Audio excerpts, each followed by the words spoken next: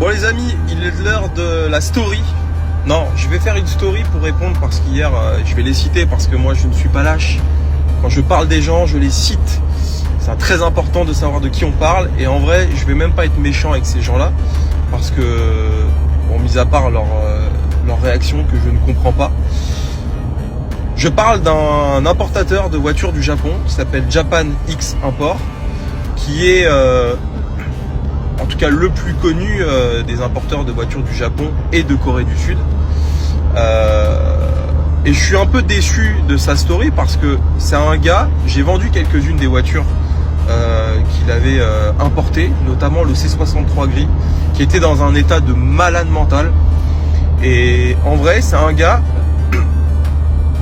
on m'a toujours dit du bien sur lui et je sais que le gars bosse bien, c'est indéniable. Et tu vois, dans la vie, il faut toujours faire la part des choses et dire les choses telles qu'elles sont. Et il ne s'agit pas de dire ouais, ce mec-là, il fait de la merde, c'est faux. Ce gars-là bosse bien et j'en suis convaincu. D'ailleurs, j'invite les gens qui veulent importer des voitures du Japon. C'est fou ce que je vais dire, mais je pense sincèrement que c'est un gars qui bosse bien. Donc je n'irai pas dénigrer son travail.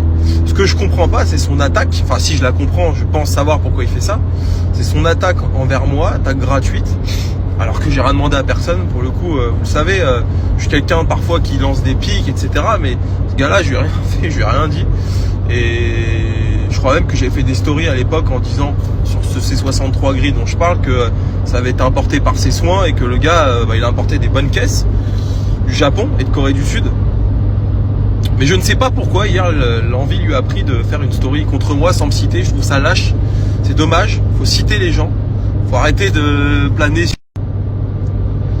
Mais en gros, sa story, vous pouvez aller sur Instagram, elle y est encore, c'était de dire ouais, t'as des gars, sans me citer, mais ils parlent de moi, qui se mettent à vendre des caisses de Corée du Sud et du Japon sans être allés dans le pays, sans être allés visiter le pays, etc.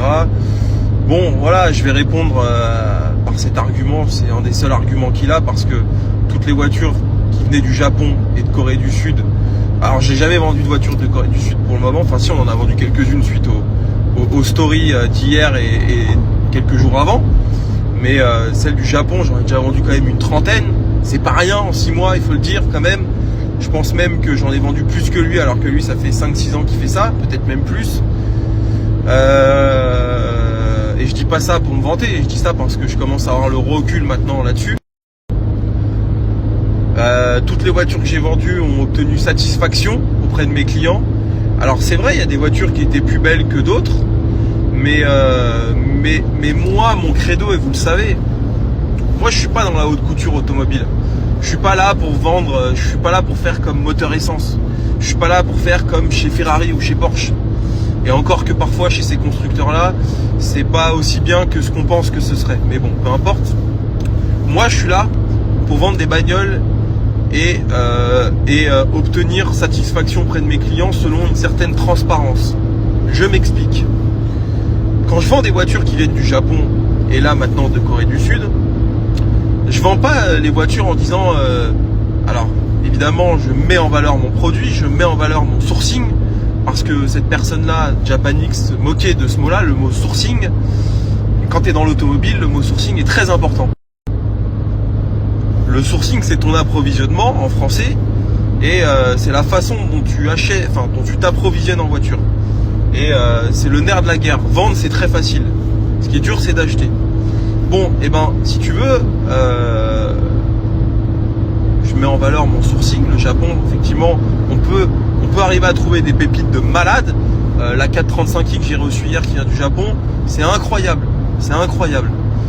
L'état de la voiture, il n'y a pas de voiture pareille en Europe. Ou alors tu la payes une fortune.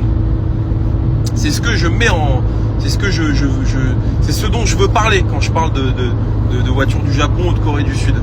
Évidemment, comme dans tous les pays, il y a des merguez comme des belles voitures. Mais c'est vrai qu'au Japon, il y a une tendance qui se dégage. C'est celle-ci. C'est ce que je veux mettre en valeur. Maintenant, quand je vends des voitures qui viennent du Japon, je reste très transparent. Ma vie, c'est la transparence. Ma mentalité, c'est la transparence. Ça m'est arrivé de vendre des voitures. Regardez, j'ai vendu une Mégane 4RS à Akram. La caisse, elle avait été torpillée. Et je lui ai dit, on l'a dit en vidéo, on l'a dit devant 200 000 personnes. Il n'y a personne qui est aussi transparent que moi et je le sais. Et ça, on peut pas me l'enlever. Donc, je reviens à ce que disait donc la personne qui hier s'en est prise à moi gratuitement, méchamment. J'ai pas compris pourquoi. Mais je suis pas là aujourd'hui pour me lancer dans un clash. J'en ai rien à branler. Je suis là pour dire que l'argument de dire il faut aller dans le pays, etc., c'est un argument de merde. Moi, j'importe des voitures de tous les pays d'Europe. Tous les pays d'Europe. Il n'y a pas un pays d'Europe où j'ai pas importé une voiture. Est-ce que je vais m'amuser à aller dans le pays pour rencontrer les gens, pour aller au restaurant là-bas? On en a rien à branler. Et je fais un peu de volume, mon ami, si tu vois ce que je veux dire. J'ai vendu 60 voitures le mois dernier. Oui, je me vante un peu, mais c'est quand même pas rien. C'est quand même pas rien, 60 voitures. Ça fait 700 à l'année. Je pense qu'il y a des concessions qui font pas autant de voitures. Et je pense, j'en suis même sûr. Donc pourquoi je te dis ça? C'est que j'ai autre chose à foutre que d'aller dans les pays et de faire du tourisme. Quand je fais du tourisme, c'est avec ma bonne femme et c'est dans des palaces. C'est pas pour aller chez des marchands auto là-bas et me casser les couilles à regarder les bagnoles comme ça. Ça n'a aucun intérêt, ça n'a aucune plus-value de faire ça. Ce qui a une plus-value, c'est de vendre des voitures avec des inspections, d'avoir des gars sur place qui t'inspectent les voitures. Et ça, je l'ai toujours fait.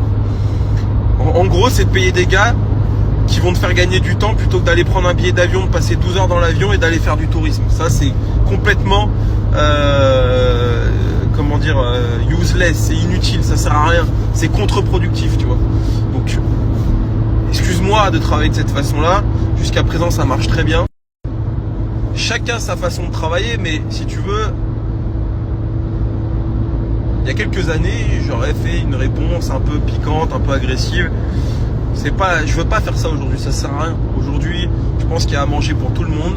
Je pense que si tu fais cette story, c'est que tu te sens menacé parce que effectivement, je prends peut-être un peu de part de marché sur les imports de Corée, sur les imports du Japon. Peut-être qu'il y a des clients à toi qui t'ont dit pourquoi Gabriel Consulting et pourquoi toi, enfin tu vois, et je peux comprendre, mais ça aurait été plus intelligent de m'appeler et de mettre nos forces en commun plutôt que de dire ouais machin, de te foutre de ma gueule parce que j'ai dit le mot sourcing ou de te foutre de ma gueule parce que je pars de TVA, etc.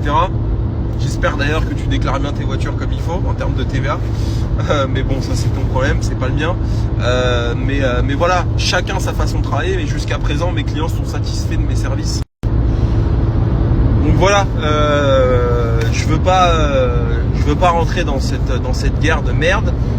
Encore une fois, chacun travaille comme il veut. Je sais qu'en plus, ce gars-là travaille bien. Je le sais et je vais pas dire le contraire. Toutes les voitures qui venaient de chez lui, qui ont été entre mes mains, elles étaient clean à mort les bagnoles, tu vois. Donc c'est bien. Mais bon, toi et moi, fondamentalement, on fait peut-être pas la même chose. Il y en a un qui fait ça par passion. Et c'est bien d'être passionné, c'est bien de connaître le moteur par cœur, de mettre sa tête sous la bagnole et de regarder si les vis, c'est les vis d'origine. Moi ça, personnellement, j'en ai rien à branler. Moi, je donne les éléments tels qu'ils me sont donnés à mon client. S'il y a une vis qui n'est pas d'origine, je le dis à mon client. Il veut acheter, tant mieux. Il veut pas acheter, tant mieux. Tant pis, c'est pas grave. Tout le monde y trouve son bonheur. Tu vois ce que je veux dire? Et ça, c'est comme ça que je veux travailler. La passion, au bout d'un moment, ça va 2 secondes, si tu veux. La passion, c'est pas ça qui nous nourrit. Donc voilà. Voilà ma façon de répondre. Elle est pas méchante. Elle est pas agressive. Elle est logique, en fait. Tu vois ce que je veux dire?